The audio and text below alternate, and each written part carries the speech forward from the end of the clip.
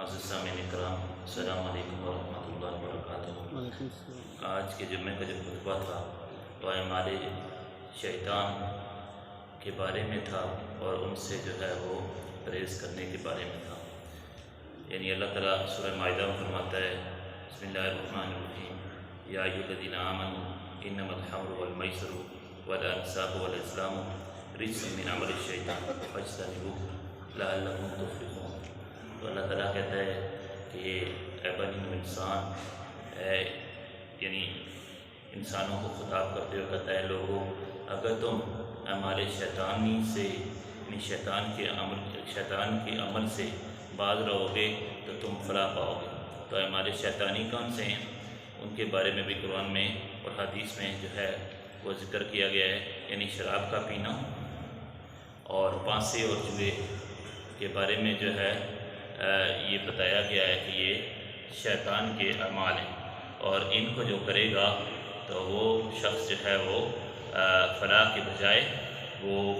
یعنی کہ وہ سیئات میں غرق ہوتا جائے گا، یا وہ جو ہے وہ اپنے آپ کو ہلاکت میں ڈال دے گا۔ تو شیطان جو ہے وہ انسان کا ازلی دشمن ہے، جیسے کہ اللہ تعالیٰ نے متعدد مقامات میں جو ہے نا قرآن مجید کے اندر یہ بات جو ہے ذکر کی ہے کہ وہ انسان کا جو ہے وہ کھلا دشمن ہے۔ تو شیطان کی ہر ممکن ہی کوشش ہے کہ وہ انسان کو اللہ کے ذکر سے غافل کرے، اور جو شخص جو ہے وہ شراب کا استعمال کرتا ہے تو اس کی جو عقل جو ہے اس پہ پردہ پڑ جاتا ہے، یعنی وہ عقلی طور پر کوئی چیز بھی سوچنے سے عاری ہو جاتا ہے، وہ عقل سے کسی بات کے بارے میں کسی اچھی چیز کا اچھا پہلو نکالنے سے عاری ہو جاتا ہے۔ تو اس طرح جب انسان یعنی کہ شیطانی عمل میں جب وہ ہو جاتا ہے، غرق ہو جاتا ہے، یا اس میں جو ہے وہ کام شروع کر دیتا ہے، شیطان کا عمل شروع کر دیتا ہے، تو وہ اس کی عقل پہ جو ہے نا وہ پردہ آ جاتا ہے، تو وہ مثبت چیزوں کو جو ہے دیکھنے سے عاری ہو جاتا ہے۔ تو ایسا شخص جو شیطانی عمل یعنی شراب کے پینے پہ معمور ہو جائے اور اس کی موت آ جائے تو اس کی موت اس کی ہلاکت کا باعث ہوگی۔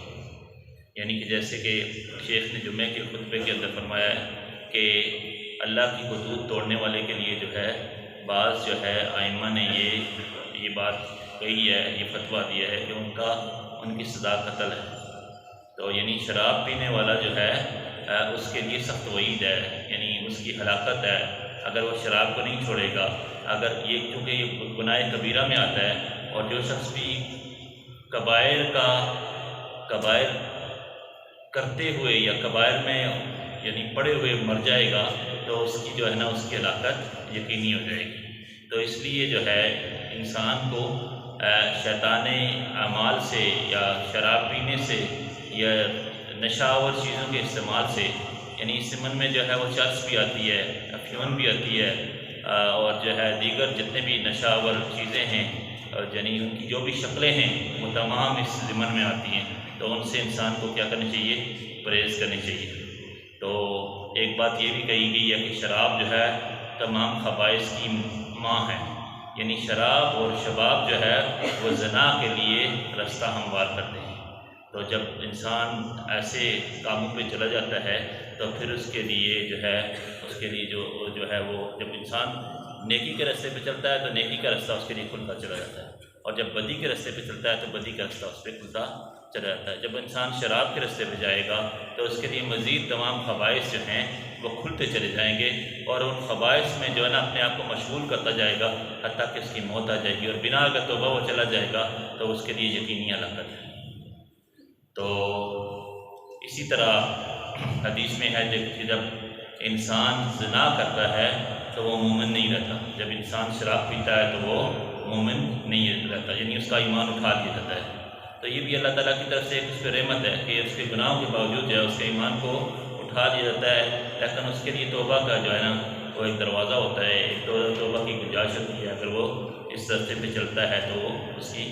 بخشش ہو سکتی ہے، بصورت دیگر اس کے لیے یہ تمام کام ہلاکت کا باعث ہے۔ تو جو شخص شراب پیتا ہے تو اس کی 40 روز تک نماز قبول نہیں ہوتی، یعنی اگر شراب پی کے بندہ جب شراب آج پی تو اس کی 40 دن تک جو ہے نا اس کی نماز قبول نہیں ہوگی۔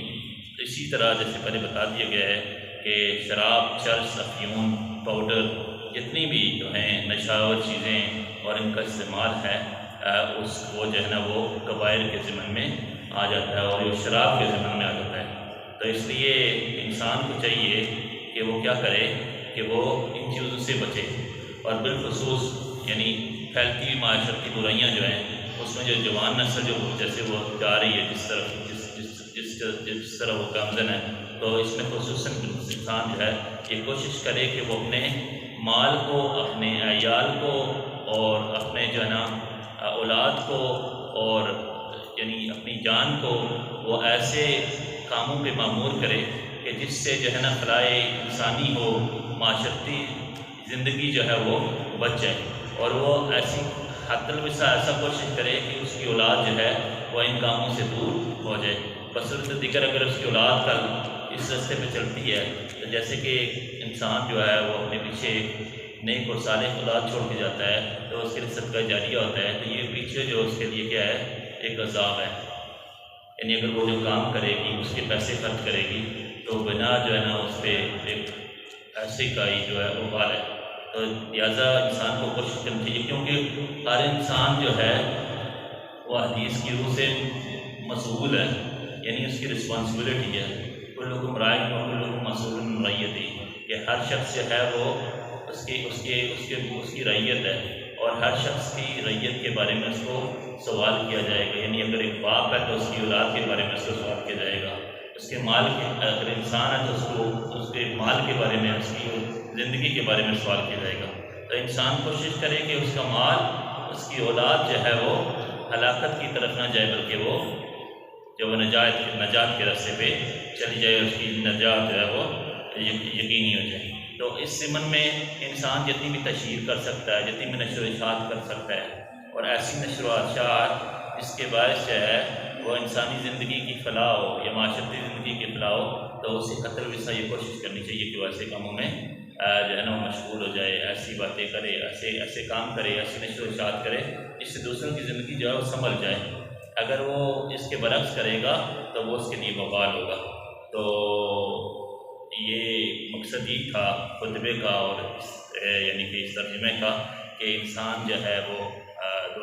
دور حاضر میں یا عصر حاضر میں اپنی اولاد کو معاشرتی برائیوں میں یعنی مگر ان سے بچائے، اپنے مال کو بچائے، اور جو ہے نا وہ ان کی یعنی ابدی فلاح کا ضامن ٹھہرے۔ وما علینا الا البلاغ۔ السلام علیکم ورحمۃ اللہ وبرکاتہ۔